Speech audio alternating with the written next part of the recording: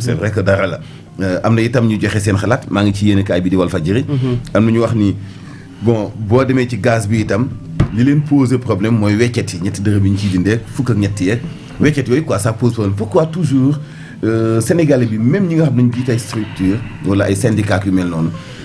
du ñu xool ni mu gën a yomb pour accompagner gouvernement bi pour pouvoir d'achat gën a yomb mais toujours ñu ngi xool détails yu mën a lompoñal dogal yi ñuy jël pour wàññi tuuti dund gi. ci maanaam c'est-à-dire que dañuy bëgg a critiquer de telle sorte que même lu ñu def pour ñoom sax duñ ko gis. voilà maanaam c'est-à-dire que wàññi moom même bu doon ñaar dërëm c'est important léegi nag boo ko amee ba noppi plus muy gën di am plus ñuy gën di wàññi mu gën a doon luy yomb ci gafak sénégalais yi. parce que munoo suñu yokkee nga taal micro yi taal rajo yi wax ko fu ne nga wax ko déjà mooy nekk sa sujet de débat et de discussion bu ñu wàññee nga bëgg cee nekk en même temps aussi di critiquer nit nag dafay xam li mu bëgg. te Sénégal il faut que ñu am li ñu dippee patriotisme ma xam ne man lii moom mooy njariñ pour sama réew mais njariñ pour sama nawle. y a une commission de régulation de l'énergie. moom mooy fixé li nga xamante ne moom mooy wàññi bi keroog maa ngi wax ne boo seetloo wàññi bi ni ñu ko defee jékki-jékki annoncé ko 4 heures de temps avant muy am ne à 18 heures la parce que bu ñu ko deful woon ak commission de régulation de l'énergie bi bés boobu dans 28 jours lañ koy def. te dans 28 jours bu ñu ko defee dana dépasser date ba nga xam ne moom le premier ministre bu Sénégal ak le ministre de l'énergie annoncé woon à l'Assemblée nationale. sur le plan politique mën nañ leen ko opposer que ne yéen a waxoon ne da ngeen koy wàññi avant le premier defu leen ko moo tax soo gisee la précipitation da ngay xam ne dafa am moment bu ñu koy def. maanaam c'est bien fixé. bokkul ak aujourd'hui ministre bi toog rek daal ne gannaaw suba dinañ wàññi ceeb wala gannaawaat suba altine dinañ wàññi non non lii dafa am maanaam waxtu ak bés bu ñu ko war a def ñu wàññi ko mais dañ ko war a respecter et je pense que le directeur du commerce intérieur li mu def Kaolack mais il a bien fait c'est-à-dire que mun leen les stations service tey ji tey bu ñu ne woon yokku nañu tey à la minute qui suit ñu àndoon def seen communiqué pour dire à tout le monde que ne yokku nañu bu dee juróom la bu dee fukki dërëm bu dee 100 francs te bu ñu wàññee du ngeen ko appliquer man foogoon naa ne sax loolu day yem rek ci commerçant yi ci jaaykatu boutique bi nga xamante ne xëy na contrôleur yi du ñu yegg foofu nit ki jógee këram ñëw di jënd ceeb mu ne ko carrément wàññeeku ma ndax càkku ceeb bi barki démb laa ko jënd dafa cher mais station service yi nga xamante ne daanaka yow li ngay sol ay 48 heures ngay dem def plein mu fees del nga door a commencé jaay ñu wàññi nga ne yow doo conformé wu ci loolu donc li mu leen def nii su ko ñëpp defee dinañ wàññi beneen bi ñi nga xamante ne moom mooy ñi yor oto yi bu ñu wàññi yokkoon tey juróomi dërëm ñoom ñooy njëkk a dem ne nañu yokk muy tataayeeg muy car rapide yi aujourd'hui amul benn oto boo xam ne ngay xëy def ñetti litres wala juróomi litres au moins di nga def 10 litres jàpp 15 jàpp 20 litres jëm ci 30 litres mais loolu bu ñu la ko wàññee 10 litres yu nekk boo ci bu ñu la ko wàññilee Mansour yow loolu amul lu mu la mën a jural ci loo xamante ne sa gafa xëy na dina oyofal ci lim doon jur gaz bi nga xam ne da nga koy jënd également mais nañ dem wuti weccet pourquoi ñoom bëgguñu wuti weccet te tey ji tey boo doon jënd tey mu yokk ñaar dërëm ñun la dafa yokk déjà les boutiquiers fixent des prix yoo xamante ne respecté wuñu la norme respecté wuñu lu ñu teg da ngay ñëw boutique bi di la jaayee tey loo xamante ne dala koy jaay muy 325 beneen boutique bi jaay la 350 kay jaay la 375 kay jaay la 400 y a pas de contrôle léegi bu wàññi amee nag ñoom ñu ne duñu ko faire parce que quand il seetlul wàññi gaz ak courant mooy wàññi bi nga xam ne moom moo gën a réglé ça bu ñu ko defee dañ koy informer nit ñi dañ koy appliquer gaz bi avant boo ko daan jëndi dañ la ci wàcc 3100 francs 2900 francs la woon boutique yëpp donc ñëpp a ko xam kuy jënd dem di jëndi 9 kilos di nga xam ne kii dañ lay wàññi booy jënd 6 kilos di nga xam ne maanaam dinañ la wecc léegi nag ñu wàññiwaat encore boo xamante ne dana jox sa weccet ku dem jënd na nga laajte sa weccet buñ la ko joxul nga jënd ci tàngal yóbbul gone ya bu ko fa ba ay awma weccet du wax kuy liggéey da ngay dem wuti weccet ay wàññi nañ ñett dërëm wàññi nañu juróomi dërëm noonu lañ fi defoon bi ñu wàññee mburu yi ay nit di ko kaas di ko jàmbat bërki dem biñu ne dañoo yokk ci taxi yi nga xamante ne moom moo jëm ci boo duggee ci yenn service yi 1% yi mais ña doon jàmbat di naan wàññi bi du wàññi dara ñoom ñoo dem di yuuxu naan pourquoi on demande aux Sénégalais ñuy fay li nga xam ne moom moo jëm ci wàllu fiscalité 1% parce que on n'a pas une culture fiscale gis nga réew nag il ne s'agit pas d'être au pouvoir d'être de l'opposition d'être avec de contre wala nga nekk sax même bu dee da ngaa neutre sax ak loo ci position boo ci mënta am y a des décisions yoo xamante ne li mu laaj moom mooy ñëpp àndandoo ci ñëpp fexe ba loolu nu mu gën a mën a ñoñe maanaam nu mu gën a mën a yokkee wàññi nañu aujourd'hui nañu fexe ba bu ëllëgee ñu wàññi lu gën a bëri parce que am nañu pétrole am nañu gaz wàññi bi war na mën a gën a bëri au fur et à mesure loolu nag il faut saluer certains efforts ba pare nag réclamer yeneen mais du à chaque fois lu ñëw nga xëpp ci suuf xëpp ci kaani mais bu ëllëgee sax yow tu n'encourages pas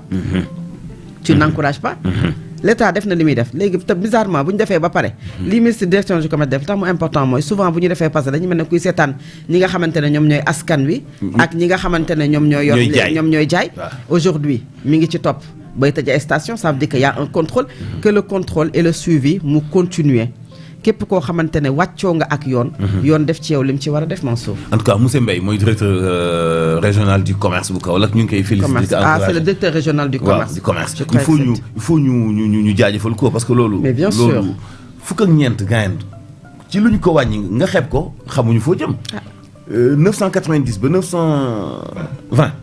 mais fukk ak ñeent ci benn litre bu nekk ku ni loolu amul solo sa waay man xaw ma wax dëgg yàlla lan nga bëggaat lan gasoil bi itam comme noonu defe naa ni dafa ànd ak rigueur bi ray waaw non xam nga la rigueur je reprends peut-être les propos du ministre Déthié Fall bi mu wax ci am na loo xamee ni du lu ñuy négocier lañ dul négocier mooy gis nga bu ñu wàññee prix wu carburant muy les hydrocarbures de manière générale ñu wax essence wax gasoil wax éthanol wax ba ci essence bay dawal avion yi ak lu jëm ci wàllu gaz butane bi nii dafa fekk au plan mondial mu am benn chute du cours du baril du pétrole ak une demande boo xamee ni tax ko demee noonu moo indi wàññi au plan mondial et ça depuis octobre bi ñu weesu di maanaam Sénégal bu ñu appliqué baisse boobu déjà c'est pour soulager les ménages te li nga wax léegi nii 70 francs mais bu ko nit ñi xeeb 70 francs tey boo ci tegee dërëm am nga ci genn wàll liibaru wala liibaru mburu am na ñoo xamee ne dara la ci ñoom am na boo ko toftalee wala nga ajouté ko nga jënd 10 litres carburant par exemple. soo ci yokkee tuuti amaat 11. mais tu as 700 francs yoo xamee ne da ciy teexu 700 francs yooyu am na ñu mu jariñ parce que am na ñoo xamee ne peut-être amuñu 500 mais tey. gis nga arrêté bi nga xam ne ministre bi da ko signé muy Birame Souleye Diop ci lu jëm ci wàllug bés boobu arrêté bi boo xoolee dañu ko yebal gouverneur yi nekk ci réewum Sénégal yëpp région yëpp ñooñu imputé ko wala jox ko tamit ñi nga xam ni ñoom ñooy préfet yeeg sous préfet yi ak directeur régional commerce yi pour que ñooñu tamit ñu appliqué lu bés bi gis nga dafa am waxtaan nañ ci fan yee passé bu nit defee lenn loo xamee ni defuwul arrêté génnewu ko wala am na obligation boo xamee ni war na ko def c'est aux citoyens de dénoncer également parce que man su may jënd essence ma ñëw ci benn station bu ma daan jaay essence ma gis ni appliqué wuñu bees bi waruma sax xaar ci saa si war naa am numéro téléphone boo xamee dinaa woote ne leen station nangam laa nekk bërëb sàngam bees bi donte bind nañ ko appliqué ko ci arrêté depuis samedi à 18h waaye station bii nii appliqué wu ko ba ci boutique yi gaz bi nangam laa ko war a jëndee wàññee nañ ci dërëm boobu da nga ma koy jox gis nga am na ay jamono ñu wàññi fi njëgu nen wàññi fi njëgu ceeb diwlin ak ay suukar ak yu ni mel mais da ngay dem ci benn boutique waaj ne la non nen bi du ma ko jaayee 100 francs 125 laa koy jaayee boo melee ni man nag man juróomi dërëm boobu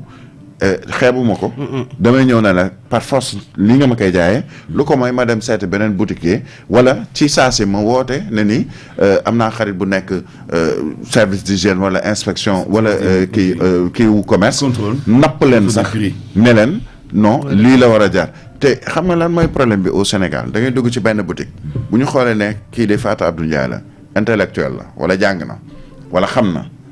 dañ lay jaayee prix bu normal bi nga xamee ne mooy bi ñu bind mais ñu ñëw fekk benn Birahim Touré boo xamee ne ci koñ bi la dëkk yàgg na fi di ñëw di ma leb man boutiquier bi mais prix ba ma neex liñ naan lu ma saf laay joxe mais loolu la ñu war a dakkal et on avait parlé de volontaires ci wàllu consommation 1000 volontaires yu ñu jël pour ñu mën a saytu li xew ci marché yi ça doit pas seulement être waaw bu commerce warul valable kese ci commerce bi ñuy def nii ceeb beeg diwlin beeg suukar si mais nañu def des visites inopinées ci station yi parce que là une station d'essence muy ci Dakar muy ci région yi mais souvent da ngay gis ñu bind ci ay tableau les prix c'est ça du carburant à la pompe muy essence bi di gasoil bi mais loolu service régional bu commerce directeur régional li mu def nii mais moom deful lu mooy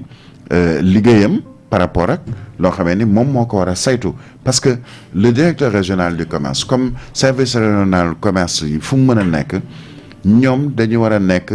ñi taxawal askan wi ca fa ñu ne ba nga xamee ne askan wi peut-être lu mu xamul sax ñoom ñu xamal ko parce que am na tey ñoo xamee ne peut-être gasoil bi intéressé wu leen wala essence bi parce que dañ naan aw ma Jakarta bu mu ko dawalee wala leneen waaye le fait de communiquer autour du prix ou des prix qui ont été diminués au plan national même si c'est au plan mondial aussi loolu c'est une bonne chose et je pense que ni mu def foofu Kaolack noonu la ñeneen ñi war a def ci yeneen régions yi au moins pour soulager le ménage mais gis nga ni ñuy wàññee hydrocarbure Mansour man la may xaar mooy la ñu war a wàññi tamit lu jëm ci wàllu courant bi wàññi boobu c'est une demande sociale li ñuy wax demande sociale donte dañuy ñëw ne la bon ñu ngi ci seddaay peut-être ñee daan utiliser climatiseur rek ventilateur rek ba ci frigidaire dina xaw a wàññeeku mais on doit diminuer le coût de l'électricité parce que tamit am na lu muy xojee askan wi kon Fatou xëy na mënees naa jàpp ni xëy na mu des na ci diggante transporteurs yi ak ñi nga xamante ni bii ñoom ñooy jël wa tey boo sàgganee moom ci wàllu njëg gi wàññi paas yeeg yooyu noonu toujours day des di doon problème alors ñu wax ci leneen immigration clandestine voilà démb def nañu benn présentation boo xam ne nañu Sénégal ci xeex bi muy xeex immigration clandestine téeméer yi doon dem wala pexe bu ñu doon def pour dem bu doon téeméer juróom-ñeent fukk yëpp dakkal nañu leen donte woon ñu ngi gis ni ñuy dem ba léegi dem rek Sénégal mu ngi signé benn partenariat ak waa Espagne ñu may leen 2 bateau pour gën a teengal patrouille gi ak empêcher ndaw ñi mais dafa mel ni immigration clandestine bu weesoo fi ñu ko jëmale Fatou muy xale yi amuñu liggéey muy dëkk bi dafa metti mais dafa am benn deal bu ci nekk aussi muy ñi nga xam ni ñooy transporter xale yi ci seen ay gaal chaque voyage mën nga ci gagner plus de 50 millions c'est un business boo xamante ni bi tey xeex ko du yomb parce que ki construire gaalam am na lu mu ci jublu muy gagner xaalis te kooku du bàyyi loo muy gagner xaalis boo de ñu xool enquête Mohamed enquête Fatou waaw xam nga lii nii maanaam satisfaction ngay am su fekkee ne ñoom ñi nga xamante ne ñoom ñooy contrôler les côtes espagnoles ñoom ñoo wax ne sunu ay ndaw yi daan jóge ci les côtes sénégalaises di jël gaal gi wàññeeku na dem ba wax pourcentage bu bari ci téeméer boo jël daanaka soo moytul yegg na juróom-ñeent fukk moo lay wan ne volonté la laajoon képp nag benn bi volonté la woon beneen bi nag xaw ma lan moo ci laxasu woon parce que les chiffres qu'on nous donnait Mansour pour nous dire chaque matin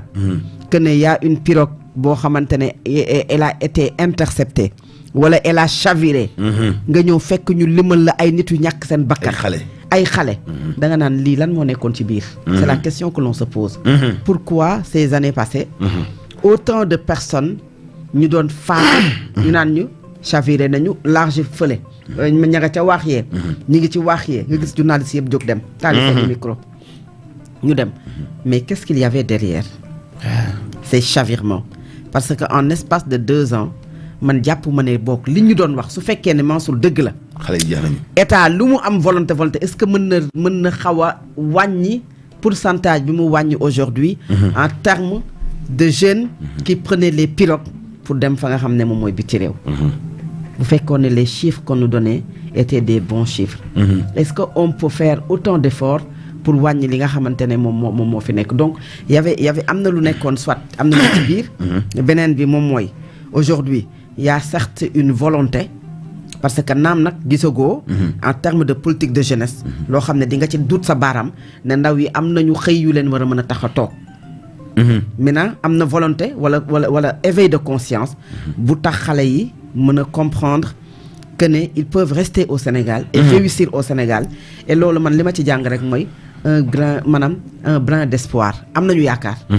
parce que xam nga yaakaar fu mu amatul woon. moom mooy nit ñi di jël seen ay gaal di dem. mais même soo ñu tegagul dara ci seen loxo di nga sentir que ne au moins ñi ngi dundee yaakaar. moo tax gis nga yaakaar googu Mansour nañu ñii nii fi nekk boo ko waxee sax day xaw a ëpp waaye bu jaree waruñoo lekk waruñoo naan. c'est une façon de dire. su jaree dañoo war a maanaam sol dàll ba mu dagg. xam nga loolu olof a koy wax. pour réussir. parce que lii benn la ci li lay war ne. on a quand même une jeunesse. qui a placé son espoir. en cette équipe. en ce duo. parce que bu ñu la waxee ne la période bi nga xam ne ci la ñu jógee tàngaay la ñu doon jógee. donc bu ñu la waxee ne la wàññeeku na ci lu toll ci 91% ci ñi daan ñëw di dugg ci réew mi. di jóge ci les côtes sénégalaises. te nga xam les politiques de jeunesse li ñu fi defagum. que ne xëy na amagul dayoo boo xam ne mën nga cee teg sa loxo. mais li ngay jàpp rek moom mooy am na espoir bu tax ndaw yi toog maanaam yaakaar parce que yaakaar mooy nit. nit fu mu amatul yaakaar. mais day dem def loo xamante ne sax da koy xam ne au prix même de sa vie à un moment c'est ce qui prenait les pirogues il le faisait tout en sachant que ne mais soit c'est périr wala ñu yegg fa nga xamante ne moom mooy Espagne c'est important léegi nag état na teg nag les politiques yuy gën a tax ñoom ci seen bopp ñu gën a mën a toog ci réew mi ba pare tekk ci réew mi beneen bi wax nga ko sànq c'est-à-dire que y a à manger et à boire ci immigration clandestine parce que ñi koy def ñu ci bari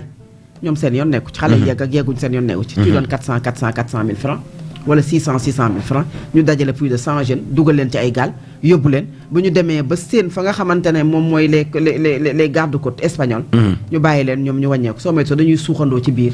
yaa ngi comprendre bàyyi noonu gaal gi yenn saa yi du ñu yegg ñaata nit ñoo ci ñàkk seen bakkat yoonu Nicaragua bii nga xamante ne des gens dañ doon génnee 5 millions parce que loolu à un moment Mansour baa xam nga ne à un moment fii Sénégal yu ci bari daaw ñu ko contrôler politique rek lañ daan wax gis nga yoon yooyu ubbeeku woon yëpp Nicaragua bi def naa ci enquête boo xamante ni bii bu ma ci noppee. ah ouais. ah ouais. ok def naa ci enquête boo xam ne moi je connais des mbàkke yoo xam ni dañu jël ay terrain wu jàmbur yuy jar ay millions ñu garanti leen parce que Birahim Mbàkke la sant wala si la sant kilifa la ma jox ko sama terrain parce que am na connaissance pour yóbbu la Nicaragua xam nga lu Nicaragua bi du dara lu dul ay mensonges. da nga may verser 5 millions. ma jëlale avion fii yóbbu la réew boo xam ne bu fa Sénégalais dee dem soxlawul visa. Maroc Éthiopie Maroc. boo jógee Éthiopie ma jàllale Malaisie soxlawoo visa Kuala Lumpur. ma lijjantil la ci internet bi benn réservation d'hôtel. nga wàcc Kuala Lumpur ñu jëlale foofu avion wàccale Bolivie. ci Amérique du Sud. Amérique du Sud. après ñu jëlale foofu ci oto. nga traversé lu jigee 1000 et quelques kilomètres pour wàcce la fu ñuy wax Nicaragua pour nga traversé waat benn fleuve frontière bu ndaw fleuve am géej bu ndaw dex foofu nag déggoo seen làkk dégguñu seen làkk lu leen neex la ñuy exécuté boo bañee mën nañu la tëmbal ci ndox mi comme seen gaal mën na suux te bu mu ci doon nit di ci deewee am na sénégalais bu ci dee am na ñoo xam ne dañu seen gaal dafa suux ñu dee am ñoo xam ne dañu leen dóor ñu dee am ñoo xam ne dañu disparaître foofu am ñoo xam ne sedd bee leen jàpp ñu dee am na ñoo xam dañ leen yóbbu ba Éthiopie bàyyi leen seen bopp amaatuñu beneen billet bu yomb bu ñu okkee ci internet bi dañ leen mujj rapatrier am na ay Sénégal yu dem Nicaragua ñu ngi Addis ba léegi am na Sénégal yi tàggoo Nicaragua ñu ngi Kuala Lumpur ba léegi demuñu dikkuñu am na Sénégal yi tàggoo Nicaragua faatu ñu ngi Bolivie ba léegi et loolu wax naa ko police ba tàyyi defoon naa ko benn xeex boo xam ne waroon xeex jànq Arabie Saoudite yi mais dama ne est-ce que police ñoom ñu ngi liggéey ci loolu wala déet duñ ma convoqué police duñ ma convoqué ma teg leen ci piste yi Birahim am na ñoo xam ne à l'espace d'un an à l'espace d'un an ci benn at non temps wu jànq Arabie Saoudite dañu ma convoqué woon ma jox leen ay piste jox leen ay xibaar yu leer te ngaa yem ci mat kii bi nañu ma convoqué baax na am na ñoo xam ne faatu mais à l'espace d'un an Birahim mënoo cee dajale plus de 200 millions ou 300 millions au détriment des jeunes sénégalais Bamba Cissé mooy business bi ma laaj affaire gaal yi faatu sànq dafa mel ni comprendre affaire bi du question immigration koy wala ndaw ñi amuñu liggéey de ndaw ñi lu ñu ñàkk liggéey lu ñu ñàkk espoir contacté wuñu ki moom gaal gi y a un business boo xam ne Birahim Touré day leb banque 10 millions bu lebee banque 10 millions dem ci charpentier mu defar ko gaal Birahim bu defaree gaal ba noppi xamul fu muy jëlee immigré yi. am na benn courtier bu ne ci diggante boo xam ni mooy passer le message awale ko ci ñan les immigrés ratés ñi nga xam demoon nañu quoi. ñooñu tey am na ci ñoom ñoo xam ne tey ay courtier lañ. ñooy contacter Birahim. wala rakk Birahim te Birahim du ko yëg. dajale leen parce que kooku leb ci banque bi 10 millions liggéey gaal gi bu jëlee 1 mois ñu démarché ay clients 15 jours mu nekk 1 mois 15 jours ci 10 millions yi mu leb bu amee genn wàllu faatu bu amee 50 personnes donc. fay na ko. et day yëpp 200 personnes donc il gagne au moins ci gaal gi. lu jege 80 millions. léegi 200 personnes ci gaal kenn ku nekk fay 400 wala 500 mille ñaata la. 200 personnes 200 millions. fekk 10 millions nga def ci gaal gi. mais business boobu du fi jógee. non mais si. kooku yoonu nekku ci xale yi. non mais loolu laa c'est-à-dire que. xaalis lay chercher. mais loolu moom moo ci amoon bis déggoo ma naan la y avait à manger à boire c'est-à-dire immigration clandestine même kuréel yi ñuy taxawal sax pour ñu ne dañ koy xeex sax dañ ci lijjanti seen bopp. la nga xam ne moom la Union européenne di génnee pour jox ko les pays africains nga xamante ne parfois 10 euros lay nekk. nga xam te ne dañ koy jox ndongo yi sax les non-états certains états africains au lieu que ñu jàppale émigration clandestine pour que mu jeex dañ ci doon dund. waaw je parle pas du Sénégal mais certains états africains. pour te dire que y a tout un business autour. loolu nga wax mooy échelle bi ci gën a suufee. mooy ki nga xamante ne moom moo yor gaalam yett ko. dem di wut ay ndaw yoo xamante ne ñoom la ñuy indi. day am koo xam ne mooy jouer le recrutement. waaw ki nga xam ne mooy dawal gaal gi le capitaine daanaka du feeñ. ki jouer le recrutement wax nga ko léegi 600 000 francs. ki moom 400 000 francs plus de 100 personnes nga jubal leen yoonu Espagne. ñu dem te duñu yegg. mais loolu yëpp dama ne gis nga l'état si il veut il peut. volontaire laaj. nos forces de wax nañ sànq nos forces de défense et de sécurité. mais kan moo gën a mën a informer. ñaata ay ponkal la ñu fi daaneel. c'est-à-dire que bu ñu amoon volonté boobu et aujourd'hui le fait que mu régressé dellu ginnaaw dalay jox xëy na yaakaar que ne ñii ñi ngi ciy def ay jéego yu war a tax mbir mi wàññeeku. xam nga période bii nit ñi duñ dem ndax période seddaay la mais période tàngaay dañuy génn. te ñoom bilan bi ñu def muy les ñi nga xam ne ñooy les gardes-côtes espagnols mooy tàngaay bi ñu jógee. comparé ak il y a 2 ans ou l'année dernière. bii nii y a moins de jeunes yoo xam ne yegsi nañu foofu. yow mi li ngay journal de plus en plus. moins d'informations sur l'immigration clandestine cette année. daawoo xëy journal te chaque jour nga ne am na bateau bu chaviré. déggoo sànq li ma commencé man la may bateau ñu daan dañoo chaviré suñu côte yi sax moom est-ce que loolu sax moom est-ce que duñu xool ba xam. est-ce que c'est réel. est-ce que réellement nos jeunes. prenaient les pirogues pour di dem loolu c'est la grande question. da ngay xëy suba teel yeewu ñu ne la. non am na c'est-à-dire que non bien sûr que am na Birahim am na mais dama ne. il y en avait tellement beaucoup que tu te poses la question à savoir est-ce que réellement. tous ces jeunes. tous ces jeunes. tout chiffre yi ñu lay jox yëpp ak nombre de gaal yi ñu lay wax ne chaviré nañu est-ce que réellement parce que Birahim gis nga pour dëggal li Fatou Abdou wax dañ doon dem à l'extérieur. am na benn jour benn gaal bu doon dem immigration clandestine benn paa julli ji fajar gis leen paa bi dañ ko yóbbaale parce que dañ bu dañoo def ñuy boole. gis nga catastrophe boobu. pourtant dañ ko bëlëf mu jàll ci temps nguuru Macky Sall paa yi ba léegi xamuñu ëllëgam xamuñu yegg na wala yeggul. et biir na ñëpp dañ ko taxañaalu yóbbaale parce que bu ñu ko fi bàyyee daf leen di dénoncer yi te gaal gaa ngi soog a départ. danger boobu beneen bi ci des mooy am na gaal gu départ Bargny. yàpp 270 personnes. bi muy tolloo ak géeju. Wakaam. non Gàddaay. Géejawaay. waaw Gàddaay. foofu la chaviré. imagine départ Bargny chaviré fii nii Gàddaay xam nga nan la ko nguuru Macky Sall camouflé tëgg grand combat xamu Modou Lo ak kan. jël temps d'antenne Sen TV def ko direct kenn waxul ci 270 personnes yi dee te alors boobu dañu taxaw ni ci kanamu géeju Gàddaay néew yi di wadd benn par benn ñu leen di far. xam nga Mansour Fatou émigration bi sànq Fatou mu ngi wax y a eu un effort conséquent fait par l'État du ma leen tagg waaye la ñu def dañ ko war a wax. mooy lan. tey peut-être le problème qui se pose c'est plus dans la communication mais li mu tax ma ne la y a eu un effort conséquent fait par l'État yàggul dara mu am bés boo xamee ne président de la République dafa dem Mbour ci waaxum Mbour yi parce que boobu fekk na mu am lu